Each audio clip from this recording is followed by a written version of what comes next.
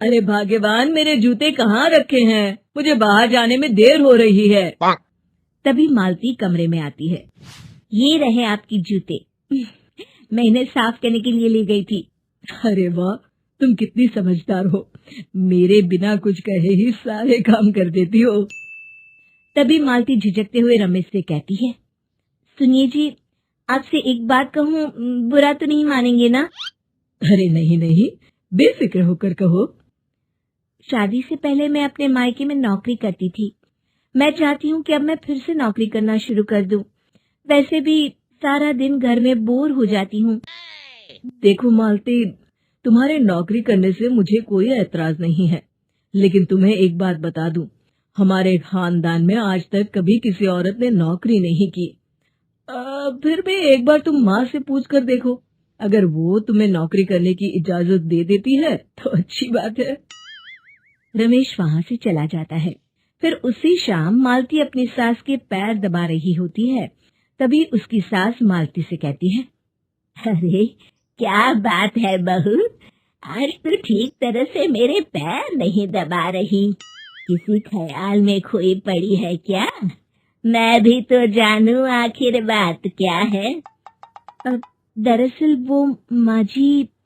अरे हाँ हाँ बोलो, इतना सोच क्यों रही हो? माँ जी, अगर आप बुरा न माने तो मैं नौकरी करना चाहती हूँ। घर के काम करने के बाद मेरे पास काफी वक्त बच जाता है। मालती की ये बात सुनकर उसकी सास गुस्से में कहती है, अरे बहू, तेरी तबीयत तो ठीक है ना? आज ये कैसी बहकी बातें कर रही है? भला हमारे खानदान में आज तक कभी किसी औरत ने नौकरी की है जो तू नौकरी करने की बात कर रही है, हैं? अरे बहू, तू क्या रिश्तेदारी में हमारी नाक कटाना चाहती है? जितना जल्दी हो सके अपने दिमाग से नौकरी का भूत उतार दे। और अब जा, जल्दी से रसोई में जा, खाना बनाने का वक्त हो रहा है। मालती मन मार कर खाना पकाने के लिए रसोई घर में चली जाती है। अगले दिन, नमस्ते माँ जी, कैसी हैं आप? अरे आओ आओ दिवाकर बेटा, बैठो, मैं तुम्हारे लिए चाय मंगाती हूँ। बहू, जरा एक कप चाय तो लेती आना।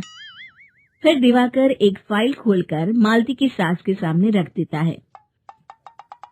ये देखिए माँ जी, ये है पिछले महीने का हिसाब और ये रहे मुनाफे के रुपए। एक बार हिसाब देख लीजिए और इन कागजों पर अपने दस्तखत कर दीजिए। अरे दिवाकर बेटा, मैंने भला आज तक कभी तेरा हिसाब देखा है जो अब देखूंगी? ला बता, कहाँ दस्तखत करूं? तभी मालती चाय लेकर वहाँ आ जाती है और अपनी सास को बिना कागजातों को पढ़े इस तरह लापरवाही से दस्तखत करते हुए देखकर हैरान रह जाती है। अच्छा माँ जी, अब मैं चलता हूँ, फैक्ट्री में बहुत काम है। फिर दिवाकर वहाँ से चला जाता है। कुछ दिनों बाद मालती बाजार में कुछ सामान खरीद रही होती है। तभी एक बूढ़ा आदमी उसे आवाज देता है, अरे मालती बेटी, कैसी हो? मुझे पहचाना? मैं तुम्हारी कंपनी में मुनीम का काम करता हूँ। हाँ चाचा जी, मैं आपको बिल्कुल पहचानती हूँ। कहिए, कैसे हैं आप? मैं तो ठीक हूँ। कंपनी में कुछ भी ठीक नहीं चल रहा, यहाँ तक कि हमें ठीक वक्त पर तनख्वाह भी नहीं मिलती। ये आप क्या कह रहे हैं? अब क्या बताऊं, आप लोग तो कभी हिसाब किताब देखने दफ्तर आते नहीं। मेरी मानो तो एक बार आप लोग दफ्तर आकर सारा हिसाब किताब देख लो, आपको असलियत पता चल जाएगी। अच्छा बेटी, अब मैं चलता हूँ, देर हो रही है। फिर वो बूढ़ा वहाँ से चला जाता है। वहीं दूसरी तरफ मालती घर पहुंचकर अपनी सास को सारी बात बताती है। तभी वहाँ रमेश भी आ जाता है, लेकिन मालती की सास मालती की किसी भी बात पर विश्वास नहीं करती। तभी रमेश कहता है, अरे माँ, बिना आग के कभी धुआं नहीं उठता। जब मालती इतना कह रही है तो हमें एक बार दफ्तर चलकर देख लेना चाहिए। वैसे भी हम लोग काफी दिन से अपने दफ्तर नहीं गए हैं। इस तरह किसी एक आदमी के भरोसे काम छोड़ना मुझे भी ठीक नहीं लगता। अगले दिन वे सभी अपने दफ्तर पहुंचते हैं और सीधे दिवाकर के कैबिन में जाते हैं। अचानक सबको एक साथ देखकर दिवाकर चौंक जाता है। अरे माँ जी, आप सब लोग अचानक यहाँ कैसे आ गए? अगर कुछ काम था तो मुझे एक फोन कर दिया होता, मैं आपके घर आ जाता। तभी मालती की सास कहती है, अरे दिवाकर बेटा, आज मैं हिसाब देखने दफ्तर आई हूँ, जरा मुझे पिछले 6 महीनों का हिसाब दिखाना तो बेटा। दिवाकर घबराते हुए हिसाब की फाइल मालती की सास को देता है। मालती की सास फाइल लेकर मालती को देती है और कहती है, ले बहू, देख ले हिसाब। मालती फाइल को बड़े गौर से देखती है और अगले ही पल उसे सारी गड़बड़ी समझ में आ जाती है। वो अपनी सास से कहती है, माँ जी, मुनीम चाचा बिल्कुल सही कह रहे थे। हमारी कंपनी में पिछले 6 महीनों में जितना मुनाफा हुआ है, हमें उसका आधा पैसा भी नहीं मिला। क्यों समझ लीजिए कि 1 रुपये में सिर्फ चवन्नी ही हमारे हाथों में आई है।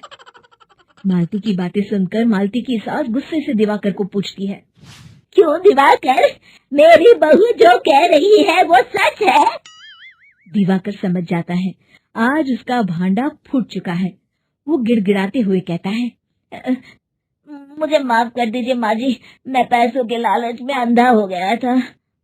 अरे वाह दिवाकर, तू तो एक नंबर का चोर निकला।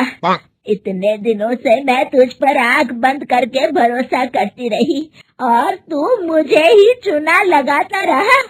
अभी के अभी निकल यहाँ से और दोबारा अपनी शक्ल मत दिखाना। दिवाकर वहाँ से भाग जाता है।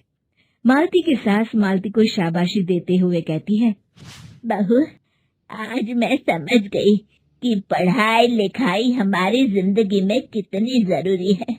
मैं बहुत किस्मत वाली हूँ जो मुझे तुझ जैसी बहू मिली है। शिक्षा, पढ़ाई लिखाई का इस्तेमाल सही जगह करके हम दुनिया में बहुत कुछ बदल सकते हैं।